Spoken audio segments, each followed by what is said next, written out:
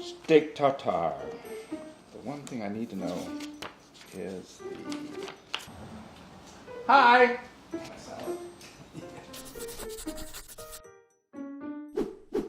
Today we are going to make steak tartare. Raw meat. Welcome to our kitchen. Let me start that again. Yeah. Welcome to our kitchen and another episode of Buford and Sons. Our cinematographer, George Buford, and our director, Frederick Buford. And today's episode is inspired by a meal that we had when we were living in Lyon. At Brasserie Georges, one of these just arcane, ridiculous 19th century brasseries by the train station. And one of their specialties is steak tartare. Some guy who's wearing a tuxedo that hasn't been washed since last Christmas.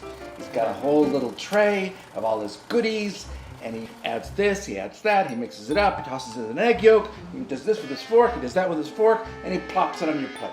And you think, wonderful. And you think, I will never do that at home. And today, we're doing it at home. You can make steak tartare.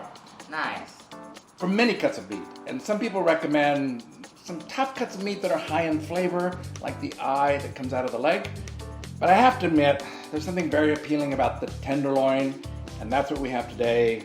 One of the premium cuts of meat, already pretty tender, and maybe not needing the steak tartare treatment, but a couple words about raw meat.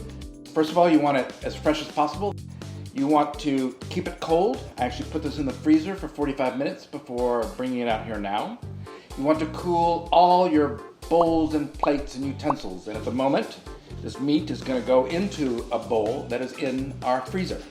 Raw meat is not without its dangers. With precautions, it is a tremendous, delicious, rewarding experience. Stop! No! Disgusting! Never! Get your hand off it, just put it down.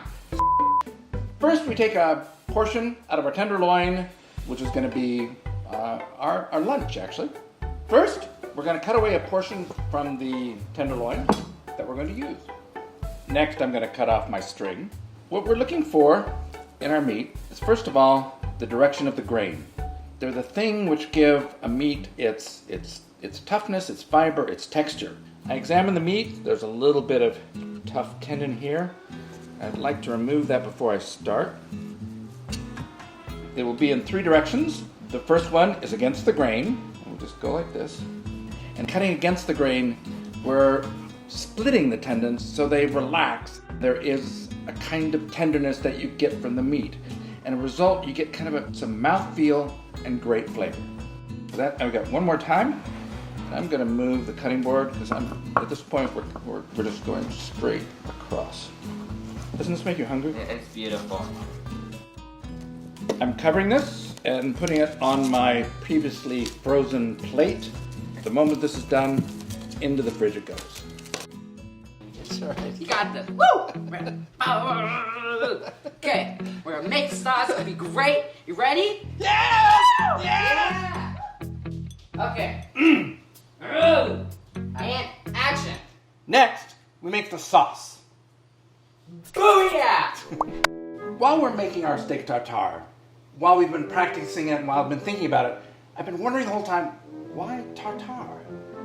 And there is a theory that actually derives from the Tartares in Caucasia, I think, who had a practice of riding on their horses with a slab of meat between their leg and the animal's back, with the result that when they finally arrived at their destination, it was tender and highly flavored. When instead of beef, people used to use horse meat. The preparation harks back to the 19th century and what was called a sauce tartare, or what we now know as tartar sauce, that thing you get in a jar with your fish. But a proper sauce tartare isn't made like the thing you get from a jar, as you'll see, because that's what I'm about to make. I'm about to make the classic 19th century steak tartare. It starts first with an egg yolk, a little bit of mustard, a touch of vinegar, salt and pepper, and good neutral oil. I like grapeseed oil.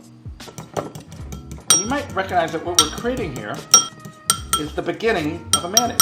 As it happens, I made some already with this amazing instrument that my children introduced me to, a handheld blender, which I strongly recommend.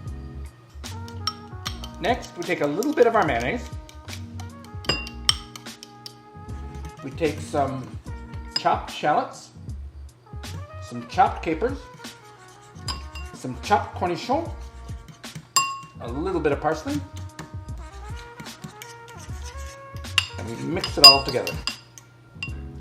And finally, we mix our sauce tartare with our hand-cut meat for a steak tartare.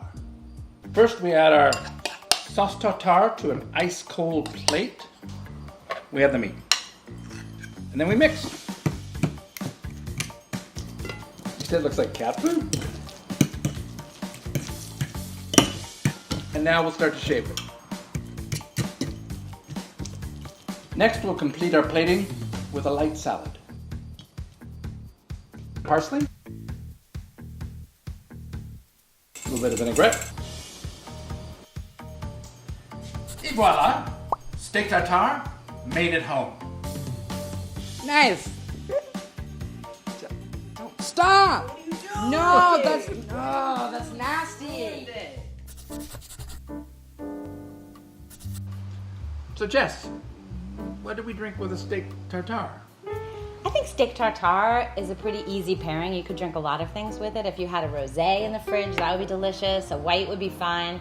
But we happen to have this in the fridge. It's a nice Bordeaux, another classic for a classic dish. It's from 2015, so nice and fruity. This is just a cru bourgeois, nothing fancy. I think it'll be really delicious with the tartare. Thanks, guys. It's been fun. So, if you look at the camera.